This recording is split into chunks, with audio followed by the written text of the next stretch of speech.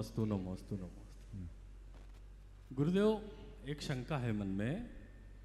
हम बड़े भाव से मंदिर में दर्शन करने जाते हैं, जिनालय में दर्शन करने जाते हैं, मान स्तंभ के दर्शन करते हैं। नीचे लिखा रहता है ये मान स्तंभ फलाने फलाने स्वर्गीय की तरफ से बनाया गया है। वापस चक्कर लगाते हैं तो मूर्ति फलाने फलाने स्वर्गीय जी की तरफ से है। मंदिर में कदम रखते हैं तो नीचे लिखा रहता है स्वर्गीय फलाने फलाने की तरफ से ये फर्श का निर्माण किया गया है। आगे बढ़ते हैं, वेदी पे लिखा रहता है कि ये सेठ जी की तरफ से किया गया है। अब गुरुदेव, दान की महिमा तो ये है कि राइट हैंड से दिया जाए तो लेफ्ट हैंड को पता नहीं होना चाहिए। तो क्या ये दान उचित है या ऐसा करना उचित है या अनुचित? बहुत अच्छा सवाल। कुछ समय पहले तक मैं इस बात का घोर आलोचक था और मैंने बड़ी प्रखरता और मुखरता के साथ इसका निषेध किया। लेकिन एक घटना 2013 में मेरी धारणा को बदल दी। 2013 में जब हमारा कोलकाता चातुर्मास था, कोलकाता कभी अग्रवाल जैनों का गढ़ था और कोलकाता के सारे मंदिर नए जो अभी इन दिनों में 25-30 सालों में बने हैं, 40 साल में, उनको छोड़कर बाकी सारे मंदिर अग्रवाल दिगंबर जैनियों के द्वारा बनाए हुए, जिसमें बेलगछिया का भी मंदिर शामिल, बड़ा मंदिर, नया मंदिर, सब उनके द्वारा बनाए। जब मैं वहाँ पहुँचा 2006-5-6 में के प्रवास में भी था और 2013 के प्रवास में हमने एक विशेष उपक्रम किया, इसलिए क्योंकि हमें इस बात की बड़ी वेदना हुई कि वहाँ रहने वाले ज़्यादातर अग्रवाल, उनमें वे परिवार भी जिनने कभी मंदिर बनाया था, जैन धर्म से विमुख हो गए। क्योंकि अग्रवालों में, सरावगियों में उनका बेटी ब्याह वैष्णवों से होता, गंगा जमनी परंपरा उनके यहाँ चलती, तो इसके कारण वो सब वैष्णव हो गए। मैंने एक अभियान शुरू किया जहाँ कभी 3000 परिवार होते थे जिनके यहाँ जैन धर्म का पालन होता था, सब के सब लगभग विमुख हो गए। उनमें से 300 परिवार को हमने वापस जैन धर्म से जोड़ा। आज वो लोग बहुत अच्छे से जैन धर्म का अनुपालन कर रहे हैं।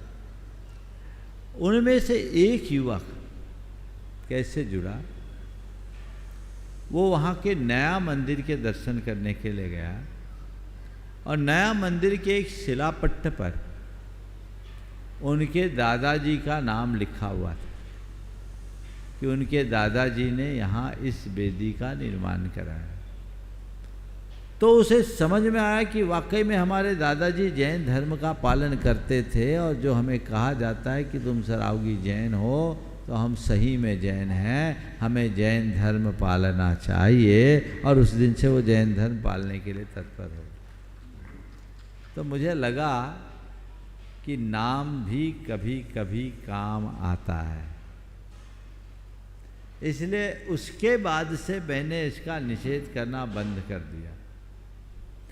और दूसरा पहलू ये कि यदि उसके बाद जब मैं राजस्थान में था तो एक जगह एक कुछ मारोठ में बकरशाला, भारत में एक ही बकरशाला है जहाँ बकरों को संरक्षण दिया, वहाँ बकरशाला थी और वहाँ एक बड़ा उद्यमी आया। उसने देखा कि इस बकरशाला की स्थापना मेरे दादाजी ने की, उसमें उनका सहयोग रहा, तो मुझे भी दान देना चाहिए। उनका नाम लिखा था, समझिए। तो आज तुम दान करोगे, कल तुम्हारे नाती पोते उन्हें देखेंगे, तो हो सकता है उनको तुम्हारा नाम देखकर अच्छा काम करने की प्रेरणा मिल जाए और वो धर्म मार्ग में आगे बढ़ जाए। तब से मैं इस विषय में थोड़ा सकारात्मक हो गया, समझ गए। लेकिन इसमें एक सुझाव भी, नाम लिखो पर ऐसी जगह नहीं लिखो कि भगवान की जगह तुम्हारा नाम ही दिखे, पाप होता, उससे भाव खराब। वेदी में बड़े बड़े अक्षरों में नाम लिखना उचित नहीं। कहीं भी बड़े बड़े अक्षरों में सीधा नाम मत लिखो। मंदिरों में एक प्रशस्ति का स्थान होना चाहिए, वहाँ शिलापट्ट पर उनका नामोल्लेख करो और नामोल्लेख करे ताकि वह एक प्रमाण बन सके, एक दस्तावेज बन सके, पीढ़ियाँ उसे जान सके। और वो एक ऐसा स्थान हो जहाँ से निकलते समय दिखे, जाते समय दिखे ही नहीं।